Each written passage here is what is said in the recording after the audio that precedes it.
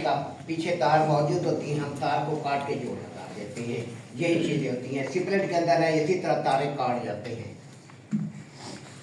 आगे रमजान आ रहे हैं, फिर चूहों ने तो हमला करना ही करना है। खासतौर पर जो छत वाले यूनिट है, सीलिंग, उनका सत्यानाश करते हो।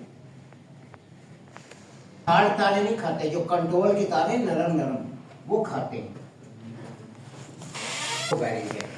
एक सादा जो यूनिट है हमारे पास डीप फ्रीजर पुराने मॉडल का, एक नए मॉडल का है।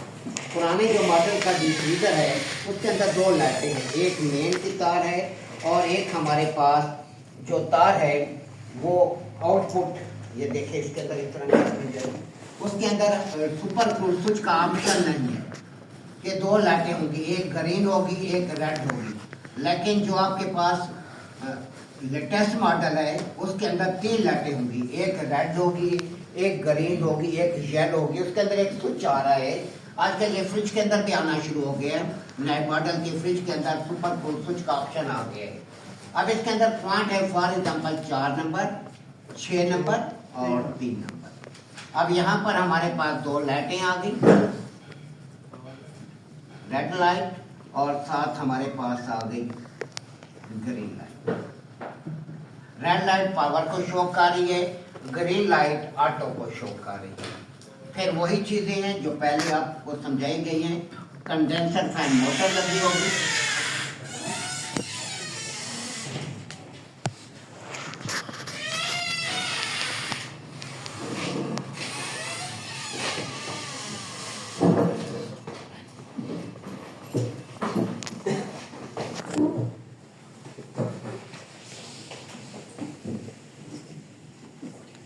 फिर साथ आपके पास कंप्रेसर होगी।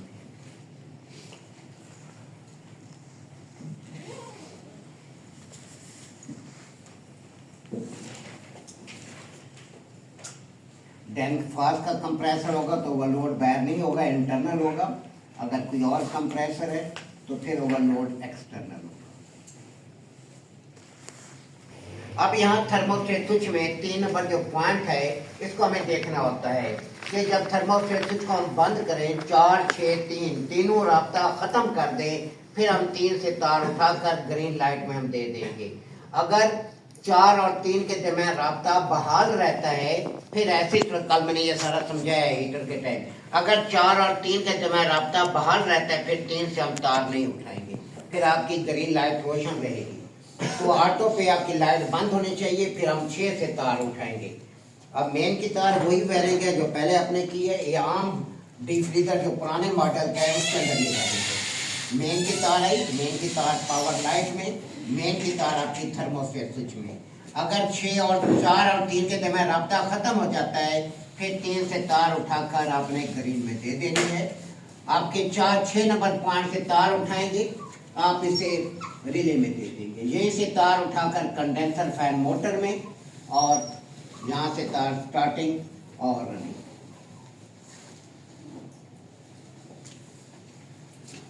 फेस को अपनी जगह पहुंचाने के बाद फिर आपने न्यूट्रल लेनी है।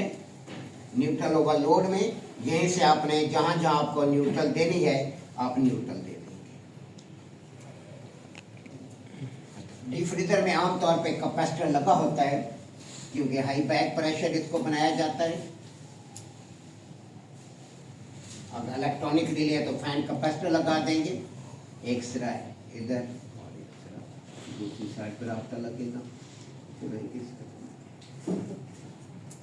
स्टार्टिंग कैपेसिटर नहीं लगेगा। अगर करंट में रिले लगा रहे हैं तो फिर आपने स्टार्टिंग कैपेसिटर देना है। इलेक्ट्रॉनिक रिले लगा रहे हैं फिर आपने फैन कैपेसिटर देना है। जल्दी बनाएं, प्रैक्टिकल आगे हम